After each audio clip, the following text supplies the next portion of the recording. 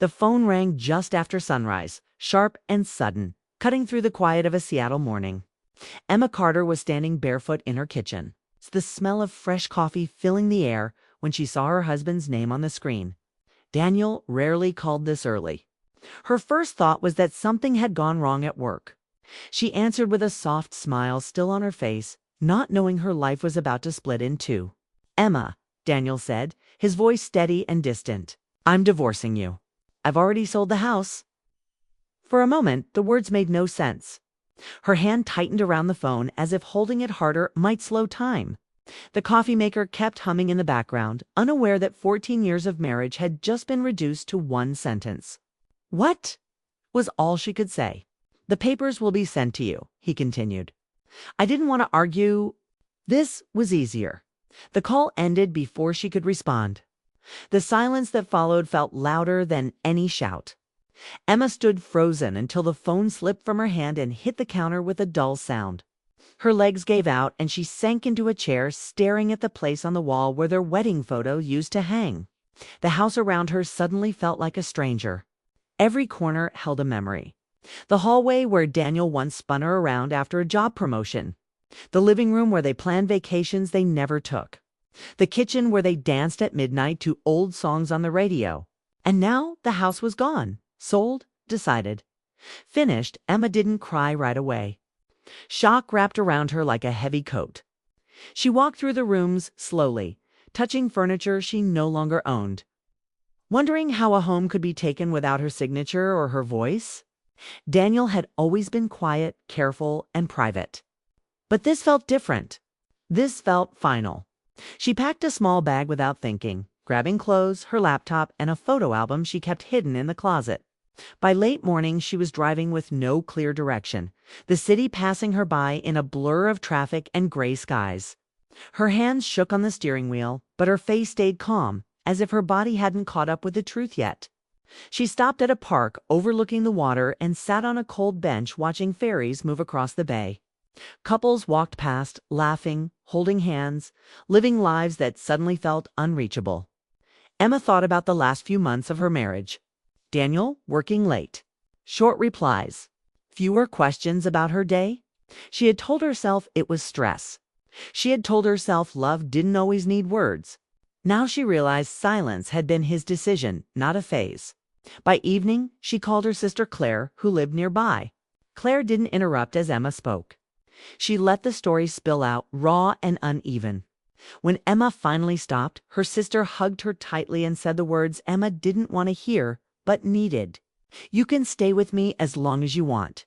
That night, Emma lay awake in the guest room, staring at the ceiling. Every time she closed her eyes, she heard Daniel's voice again. Calm, certain, already moved on. The thought hurt more than anger ever could. The next few days passed quickly and painfully. Emails arrived from lawyers. Papers used words like assets and property as if her marriage were a business deal. Emma signed nothing. She read everything twice, feeling smaller with every page. She moved into a small apartment across town, a place that smelled like fresh paint and emptiness. The furniture was rented. The walls were bare. It felt temporary, like a waiting room between lives. She told herself she would stay strong. She told herself she didn't need answers to heal. But then the letter arrived. It was mixed in with bills and advertisements, plain and simple, with her name written in handwriting she knew too well. Her hands trembled as she opened it, her heart beating fast, unsure whether she wanted to read it at all. Inside was no explanation, no apology, no long confession. Just one sentence. "I didn't tell you everything, and I should have." Emma sat on the floor, the letter resting in her lap. The sentence replayed in her mind over and over. What was everything? Another woman. A secret plan. A fear he never shared. The letter raised more questions than it answered, and that was somehow worse than silence. She folded the paper carefully and placed it on the table, trying to breathe. For weeks, she had forced herself to accept the ending as clean and final. Now, doubt crept in, soft but persistent. If he hadn't told her everything, then the story she was living might not be complete. That night, Emma walked through her new neighborhood, the streets quiet and unfamiliar. She realized she wasn't just grieving her marriage. She was grieving the version of herself who believed decisions were shared and love was discussed, not delivered over a phone call. As she returned to her apartment, she looked up at the dark sky and made a quiet promise to herself. Whatever truth was missing, she would face it on her own terms. She would not beg. She would not chase. But she would no longer accept half answers. The letter lay on the table, waiting. And for the first time since the call, Emma felt something other than shock. She felt the pull of truth approaching, and she knew the next chapter of her life had already begun. The moment Emma decided to respond to Daniel's letter, she felt a mix of dread and curiosity that made her stomach twist. She had avoided him for weeks, letting the divorce papers and the silent apartment consume her life. But now, holding the envelope again, she realized she needed answers. Not for closure, not for revenge, but for herself. She had to know what he hadn't told her. They agreed to meet at a quiet cafe downtown, a place they had often visited on lazy Sunday mornings, sipping coffee and sharing plans for vacations that never came true. Emma arrived first, sitting at a small corner table, watching the door nervously. The cafe smelled of roasted beans and fresh pastries, a comforting scent that reminded her of simpler times. When Daniel walked in, she barely recognized him. He looked older, more tired, with lines around his eyes that hadn't been there before, and an air of solemnity that made her chest tighten. "Emma," he said quietly, his voice holding the weight of weeks of silence. "Thank you for meeting me." She nodded, studying him carefully. There was no anger in his eyes, only a quiet sorrow that she didn't know how to read. For a moment, neither spoke. The clatter of cups and low conversation around them felt distant, like they were in a world apart. Finally, Daniel took a deep breath and began. "I didn't sell the house because I stopped loving you," he said, looking down at his untouched coffee. "I sold it because I thought I was running out of time." Emma frowned, unsure she understood. "Time for what?" she asked, her voice steady but cautious. "For honesty," he said simply. "With myself. I was afraid to tell you about the promotion, the move, everything. I thought it would hurt you more to know the truth than to just end it." Her heart twisted at his words. Every decision he had made, every silence, every absence had been because of fear, not betrayal. She had imagined all sorts of reasons. Another woman, anger, resentment. But none of it was true. He had been carrying a burden alone, thinking he was protecting her, thinking he was doing the right thing. "You made all the decisions alone," she said softly, trying to hold back tears. "You took my life and our life and decided it for me. That's what hurts the most." Daniel nodded, acknowledging the pain he had caused. "I know. I realize that now. I wanted to shield you from pain, but I created it instead. I thought if I ended it cleanly, without conflict, it would be easier for you. I was wrong." Emma studied him in silence, her mind racing with memories of their life together. She remembered small moments of happiness, the late-night talks, quiet dances in the living room, the mornings they spent laughing over pancakes. She also remembered the distance, the quiet withdrawal that had made her feel invisible. Now she understood why it had happened. For the next hour, they spoke carefully, slowly unraveling the past. Daniel explained his fears, the demands of his new job, the move to Toronto he couldn't refuse. He told her about his hesitation, the sleepless nights, and the regret that had settled into him over time. Emma listened, not interrupting, feeling a strange mixture of sadness and relief. The truth had arrived, not in grand gestures, but in quiet words. By the end of their conversation, the air between them had shifted slightly. The tension remained, but it was no longer sharp, was soft, contemplative. Daniel wasn't trying to reclaim her. Emma wasn't ready to forgive entirely. But there was honesty now, a fragile bridge connecting to people who had once shared everything. Weeks passed after that meeting. The divorce continued, moving slower than before, gentler.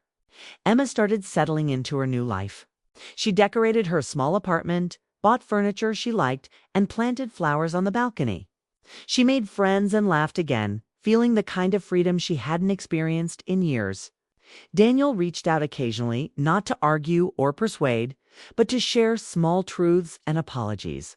Their conversations were careful, measured, yet filled with warmth they had almost lost. One evening, as Emma was arranging books on her shelf, her phone buzzed. A message from Daniel appeared. "I'm not asking for forgiveness, but I am asking if you had known everything, what would you have chosen?" Her fingers hovered over the keyboard. She could ignore him, leave the past behind completely, or answer honestly. After a long pause, she typed, "I would have chosen honesty, no matter where it led." The reply came almost immediately. "So would I now?"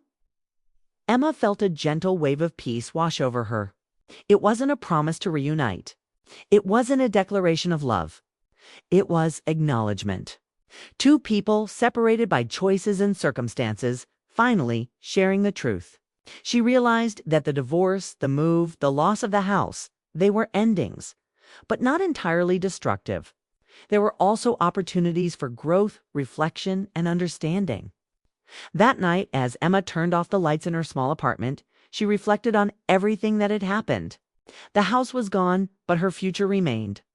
Daniel had made decisions that she hadn't agreed with, but he had also shown the courage to admit his mistakes, and that honesty was rare and valuable.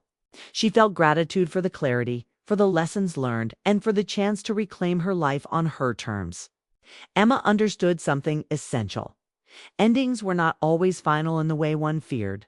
They could be gentle, allowing hearts to heal and lives to continue. She had lost the home, the routine, and the certainty of shared plans, but she had gained herself back. Her independence and the ability to make choices freely. In the quiet of her apartment, she smiled softly, thinking of the conversations, the letters, the moments of awkward truth. She realized that some love stories were not about possession or permanence. They were about honesty, understanding, and the courage to face the consequences of choices. Her phone buzzed again, but this time she ignored it. She didn't need an immediate response, nor did she need resolution. She had answers now, and that was enough. Emma looked out the window at the city lights reflecting on the water, feeling a sense of possibility she hadn't felt in years. Some stories ended not with fireworks, arguments, or dramatic confrontations, but with quiet acceptance. Emma's story, her chapter, had reached that kind of ending. She had faced heartbreak, understood the truth, and discovered strengths she hadn't known she possessed. The house may have been gone, but her life was hers to shape. And that realization brought her a sense of peace and quiet excitement for the days ahead. As she prepared for bed, she placed the letters and the last of the divorce papers in a drawer, closed it gently, and smiled. Life had changed, but it was not over. She was free. She was whole. And for the first time in months, Emma Carter slept peacefully, knowing that some truths, though late, arrived just in time. The next morning, she would wake up, face the world, and continue building her future on her own terms, with her own strength, and with a heart open to whatever came next. The past had taught her lessons. The present gave her clarity. And the future, though uncertain, was finally truly hers.